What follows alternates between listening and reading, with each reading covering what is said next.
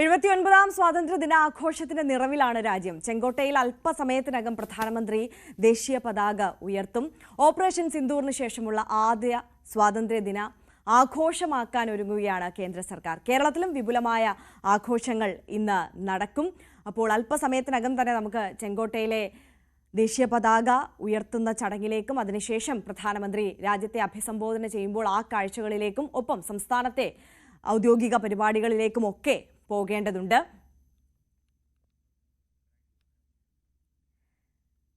നമ്മൾ സൂചിപ്പിച്ചതുപോലെ തന്നെ ഓപ്പറേഷൻ സിന്ദൂറിന് ശേഷം രാജ്യം നമ്മുടെ കരുത്തും പോരാട്ട വീര്യവും ഒക്കെ ലോകത്തിന് മുന്നിൽ കാട്ടിയതിന് ശേഷം എത്തുന്ന ആദ്യ സ്വാതന്ത്ര്യ ദിനാഘോഷം എന്ന പ്രത്യേകത കൂടിയുണ്ട്. അതുകൊണ്ട് തന്നെ ഓപ്പറേഷൻ സിന്ദൂറിന്റെ വിജയാഘോഷം കൂടി ഇന്നത്തെ ദിവസം നടക്കുമെന്നുള്ളതാണ്.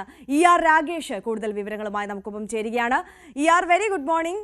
ഇന്നത്തെ സ്വാതന്ത്ര്യ ദിനാഘോഷ പരിപാടികളുടെ ഒരു സമഗ്ര ചിത്രം.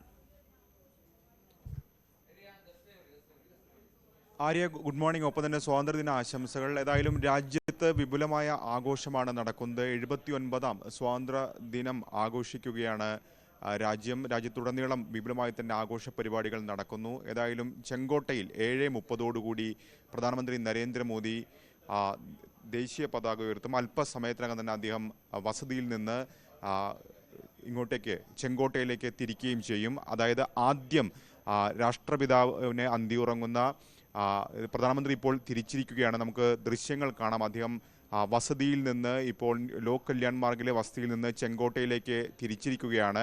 ഏതായാലും ഇനി രാജ്ഘട്ടിലായിരിക്കും ആദ്യം പ്രധാനമന്ത്രി സന്ദർശിക്കുക. അവിടെ രാഷ്ട്രപിതാവിന് പുഷ്പചക്രം അർപ്പിച്ച ശേഷം തുടർന്ന് ചെങ്കോട്ടയിലേക്ക് എത്തും. ഏതായാലും രാജ്ഘട്ടും ചെങ്കോട്ടയും തമ്മിലുള്ള ദൂരം ഏതാണ്ട് 2.5 കിലോമീറ്റർ താഴെ ദൂരം മാത്രമാണ്. സ്വാഭാവികമായും 7:20 റെഡ് ഫോർട്ടിലെ ചെങ്കോട്ടയിലെ ലാഹോർ ഗേറ്റിൽ പ്രധാനമന്ത്രി എത്തും. അവിടെ പ്രധാനമന്ത്രിയെ പ്രതിരോധ മന്ത്രി രാജ്നാഥ് സിംഗും ഒപ്പം തന്നെ പ്രതിരോധ സെക്രട്ടറിയും ചേർന്ന് സ്വീകരിക്കും. അതിനുശേഷം പ്രധാനമന്ത്രി ഗാർഡ് ഓഫ് ഓണർ സ്വീകരിക്കുകയും തുടർന്ന് 7:30 ദേശീയ പതാക ഉയർത്തുകയും ചെയ്യും. ഇതാണ് ഇനി നടക്കാൻ പോകുന്ന കാര്യങ്ങൾ.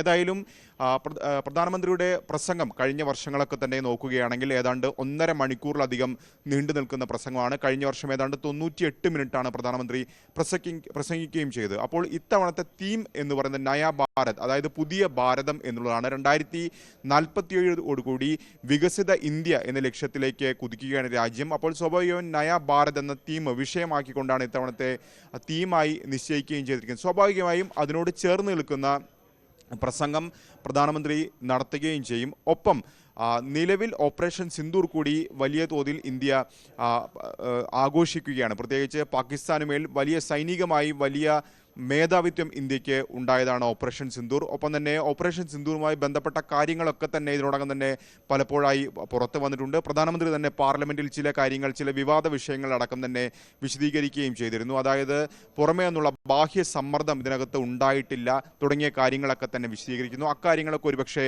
ആവർത്തിക്കാനുള്ള സാധ്യതയും ഉണ്ട്. കൂടാതെ മറ്റേതെങ്കിലും വിഷയങ്ങൾ പരാമർശിക്കുക എന്നതുകൂടി ശ്രദ്ധേയമായ വിഷയമാണ്. കാരണം പാകിസ്ഥാന്റെ ഭാഗത്ത് നിന്ന് ഇപ്പോഴും പ്രകോപനം തുടരുന്നുണ്ട്. പ്രത്യേകിച്ച് പാക് സൈനിക മേധാവി തന്നെ ഈ ആഴ്ചയാണ് ഇത്തരത്തിൽ പ്രകോപനം നടത്തുകയും ചെയ്തത്. അതായത് ആണവായുധം ഉപയോഗിക്കാൻ മടിക്കില്ലെന്നടക്കമുള്ള പരാമർശങ്ങൾ അസീം മുനീറിന്റെ ഭാഗത്തു നിന്നുണ്ടായി. സ്വാഭാവികമായും അതിനുള്ള മറുപടിയൊക്കെ തന്നെ പ്രധാനമന്ത്രിയിൽ നിന്ന് ഉണ്ടാകാനുള്ള സാധ്യതയും നിലവിലുണ്ട്. കൂടാതെ സമീപകാലത്ത് അല്ലെങ്കിൽ ഇപ്പോൾ ഏറ്റവും കൂടുതൽ രാഷ്ട്രീയ വിവാദമായിരിക്കുന്ന വിഷയങ്ങളിലും ഒരുപക്ഷെ പ്രധാനമന്ത്രി പ്രതികരിച്ചേക്കാം. പ്രത്യേകിച്ച് ഈ തെരഞ്ഞെടുപ്പ് കമ്മീഷനുമായി ബന്ധപ്പെട്ട വിഷയങ്ങളിലൊക്കെ തന്നെ പ്രതികരണം ഉണ്ടാകാനുള്ള സാധ്യതയും ഈ പ്രസംഗത്തിൽ ഉണ്ടാകാനുള്ള സാധ്യതയും തള്ളിക്കളയാൻ കഴിയില്ല. ഏതായാലും വലിയ സുരക്ഷ ഡൽഹിയിലുണ്ട്. പ്രത്യേകിച്ച് സ്വാതന്ത്ര്യദിനം കണക്കിലെടുത്ത ആഴ്ചകൾക്ക് മുമ്പേ തന്നെ വലിയ സുരക്ഷാ വലയത്തിലാണ് ഡൽഹി ഉണ്ടാകാറുള്ളത്. പ്രധാനപ്പെട്ട മേഖലകളിലൊക്കെ തന്നെ സൈന്യവും അർദ്ധ സൈനിക വിഭാഗത്തെയൊക്കെ തന്നെ വിന്യസിക്കാറുണ്ട്. സമാനമായ രീതിയിൽ ഇത്തവണയും ഏതാണ്ട് 10,000-ലധികം സുരക്ഷാ ഉദ്യോഗസ്ഥരാണ് ഡൽഹിയുടെ വിവിധ ഭാഗങ്ങളിൽ നിലയുറപ്പിച്ചിരിക്കുന്നത്. ഒപ്പം തന്നെ CCTV ക്യാമറകളൊക്കെ തന്നെ പല മേഖലകളിലും സ്ഥാപിക്കുകയും ചെയ്തിട്ടുണ്ട്. അങ്ങനെ വലിയ സുരക്ഷാ വലയത്തിലാണ് നിലവിൽ ഇപ്പോൾ ഡൽഹി ഉള്ളത്. ഏതാണ്ട് 5000-ഓളം പേരാണ് ഈ ചടങ്ങിന് സാക്ഷ്യം വഹിക്കാൻ എത്തുക. ഏതായാലും കഴിഞ്ഞ ദിവസങ്ങളിലൊക്കെ തന്നെ വലിയ മഴ ഡൽഹിയിലടക്കം ഉണ്ടായിരുന്നു. പലയിടത്തും വെള്ളക്കെട്ട് രൂപപ്പെടുന്ന സാഹചര്യമൊക്കെ ഉണ്ടായിരുന്നു. ഇപ്പോഴേതായാലും മഴ മാറി നിൽക്കുന്ന സാഹചര്യമാണ് നിലവിലുള്ളത്. ഏതായാലും പ്രധാനമന്ത്രി ഇപ്പോൾ വസതിയിൽ നിന്ന് എത്തിയിരിക്കുകയാണ്. നമുക്ക് ദൃശ്യങ്ങൾ കാണാം. ഓപ്പറേഷൻ സിന്ദൂർ എന്നൊക്കെ തന്നെ പൂക്കൾ കൊണ്ട് അലങ്കരിച്ചിരിക്കുന്നതൊക്കെ തന്നെ സ്വാഭാവികമായും അപ്പോൾ ഓപ്പറേഷൻ സിന്ദൂറുമായി ബന്ധപ്പെട്ട കാര്യങ്ങളിലൊക്കെ തന്നെ പ്രധാനമന്ത്രി തന്റെ പ്രസംഗത്തിൽ ഉൾപ്പെടുത്തുമെന്ന കാര്യത്തിൽ സംശയമില്ല. ആര്യ. യെസ്, രാകേഷാണ് വിവരങ്ങൾ നൽകുന്നത്. 7:30 പ്രധാനമന്ത്രി നരേന്ദ്രമോദി ചെങ്കോട്ടയിൽ ദേശീയ പതാക ഉയർത്തും. ഇപ്പോൾ സൂചിപ്പിച്ചതുപോലെ തന്നെ ഓപ്പറേഷൻ സിന്ദൂറിന് ശേഷം എത്തുന്ന സ്വാതന്ത്ര്യദിന ആഘോഷമാണ്. അതുകൊണ്ട് തന്നെ ഓപ്പറേഷൻ സിന്ദൂറിന്റെ വിജയാഘോഷവും പ്രാമുഖ്യമായി നമ്മൾ ഈ ദിവസം നടത്തുന്നുണ്ട് എന്നുള്ളതാണ്. രാകേഷ്, നമുക്കറിയാം ഓപ്പറേഷൻ സിന്ദൂർ എന്ന് പറയുമ്പോൾ രാജ്യത്തിന്റെ കരുത്ത്, സൈനിക കരുത്തിലായിക്കോട്ടെ സായുധ കരുത്തിലായിക്കോട്ടെ, രാജ്യം എത്രത്തോളം മുന്നിലെത്തി എന്നുള്ളത് നമ്മൾ ലോകത്തെ കാണിച്ചു കൊടുത്ത ഒരു ദൗത്യം കൂടിയായിരുന്നു. അതിനുശേഷം എത്തുന്ന സ്വാതന്ത്ര്യ ദിനാഘോഷം എന്ന് പറയുമ്പോൾ ഇപ്പോൾ മോദി പ്രധാനമന്ത്രി രാജ്യത്തെ അഭിസംബോധന ചെയ്ത് സംസാരിക്കുമ്പോൾ ഈ വിഷയങ്ങൾ കൂടുതൽ പ്രാധാന്യത്തോടുകൂടി സംസാരിക്കുമെന്ന കാര്യത്തിൽ ഒരു സംശയവുമില്ലല്ലോ, അല്ലേ?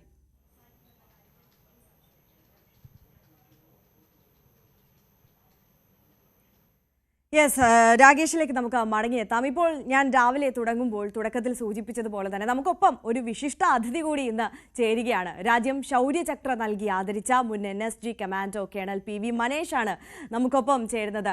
സ്വാഗതം കേണൽ. ന്യൂസ് 18ലേക്ക് സ്വാഗതം, രാവിലെയിലേക്ക് സ്വാഗതം. ആദ്യം തന്നെ സ്വാതന്ത്ര്യദിനാശംസകൾ.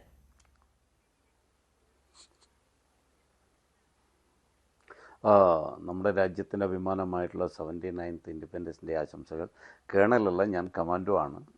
ശരി, ഓക്കെ. സോറി, അങ്ങനെ അഭിസംബോധന ചെയ്തതല്ലേ. ഓക്കെ സാർ, നമുക്കറിയാം ഇതിപ്പോൾ രാജ്യം ഓപ്പറേഷൻ സിന്ദൂറിന് ശേഷം ഈ തുടക്കത്തിലൊക്കെ നമ്മൾ സൂചിപ്പിച്ചതുപോലെ തന്നെ രാജ്യം നമ്മുടെ കരുത്ത്, നമ്മുടെ പോരാട്ട വീര്യം, സായുധ വീര്യം, സായുധ കരുത്ത്, സൈനിക കരുത്തൊക്കെ തെളിയിച്ചതിന്, ലോകത്തിന് മുമ്പിൽ തെളിയിച്ചതിന് ശേഷം എത്തുന്ന ആദ്യ സ്വാതന്ത്ര്യ ദിനം ആഘോഷമാണ്. അതിൻ്റെ ഒരു വലിയ പ്രത്യേകതയുണ്ട്. ഓപ്പറേഷൻ സിന്ദൂറിൻ്റെ വിജയാഘോഷം നമ്മൾ ആഘോഷിക്കുകയാണ് ഇന്ന് വിപുലമായി തന്നെ.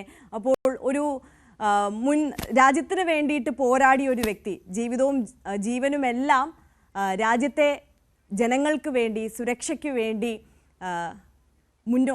മാറ്റിവെച്ച് മുന്നോട്ടിറങ്ങി പോരാട്ടം നയിച്ച ഒരു വ്യക്തി എന്നുള്ള നിലയിൽ സാധാരണ മനുഷ്യരെക്കാൾ സംബന്ധിച്ച് അവരെക്കാട്ടിലൊക്കെ ഉപരി താങ്കളെ പോലുള്ള വ്യക്തികൾക്ക് സ്വാതന്ത്ര്യ ദിനാഘോഷം എന്ന് പറയുന്നത് മറ്റൊരു വികാരം തന്നെ ആയിരിക്കുമല്ലോ.